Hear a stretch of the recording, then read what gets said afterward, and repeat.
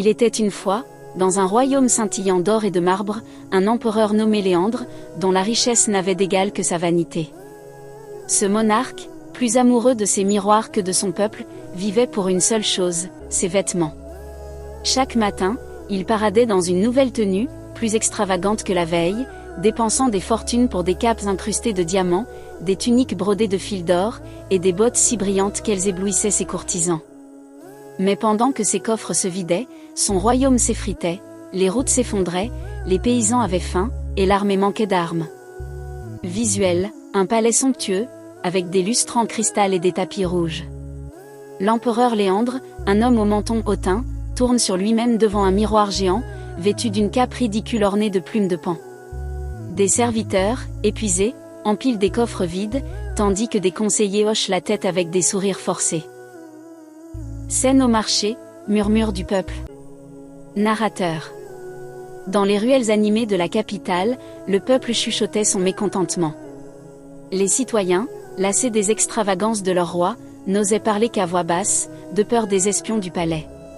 Citoyen 1, une marchande, agitant un panier de pommes, ironique. Encore une nouvelle tenue aujourd'hui ? Il a dû vendre un village entier pour payer ses plumes.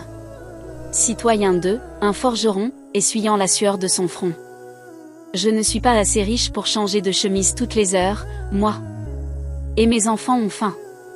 Citoyen 3, un vieux paysan, sarcastique. Son goût ? Affreux. Mais critiquer ses vêtements, et ses directions le cachot, ou pire. Visuel, un marché coloré, avec des étals de fruits, de tissus, et des artisans au travail. La foule murmure, jetant des regards nerveux vers les gardes royaux qui patrouillent. Une femme cache son rire derrière son châle quand un garde passe près d'elle. Narrateur. Léandre, indifférent à ces murmures, continuait de rêver à sa prochaine tenue. Mais un jour, une rumeur nouvelle secoua le royaume, une rumeur qui allait changer son destin. Arrivée des escrocs, une ruse audacieuse. Narrateur, ton intrigant. Un matin brumeux, 2 étrangers s'installèrent en ville. Ils se présentaient comme les plus grands tailleurs du monde, Silas et Mordecai, 2 hommes au sourire rusé et aux manières théâtrales. Ils prétendaient tisser des vêtements si extraordinaires qu'ils étaient invisibles pour les idiots et les incompétents. Leur réputation se répandit comme une traînée de poudre, et bientôt, tout le royaume parlait de leurs étoffes magiques. Scène comique, les escrocs et un client naïf. Client, un marchand, perplexe, tenant une bourse. Où est la tunique que j'ai payée si cher ? Silas, gesticulant avec assurance, tenant un tissu imaginaire. La voici, cher ami. Regardez ces motifs délicats, ces couleurs éclatantes. Ne les voyez-vous pas ?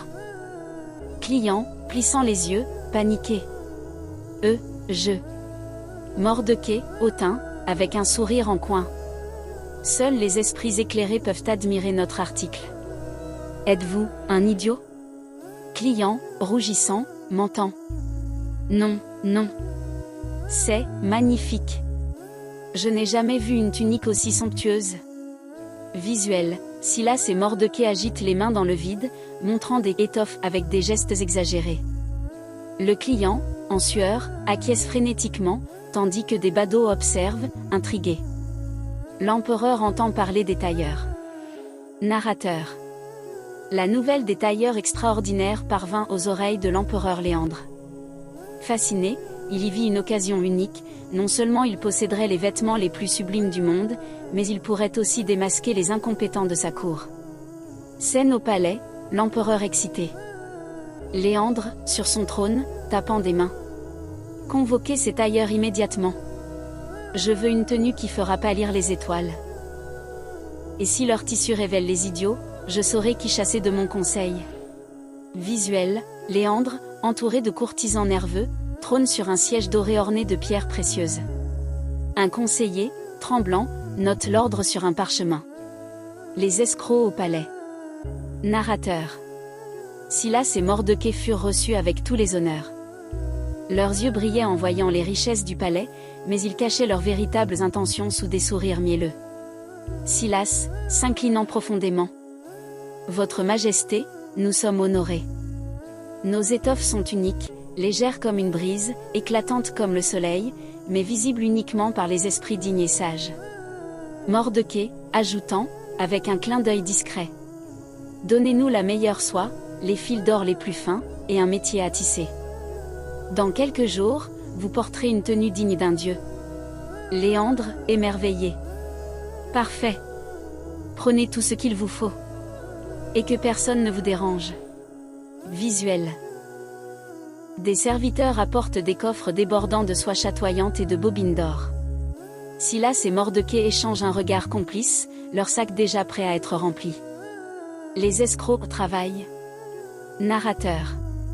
Les escrocs s'enfermèrent dans une salle somptueuse du palais.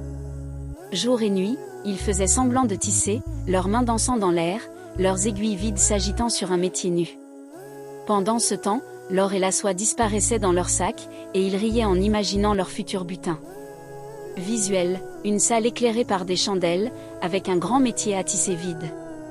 Silas mine de couper un tissu invisible, tandis que Mardochée coupe avec une aiguille sans fil, riant à voix basse.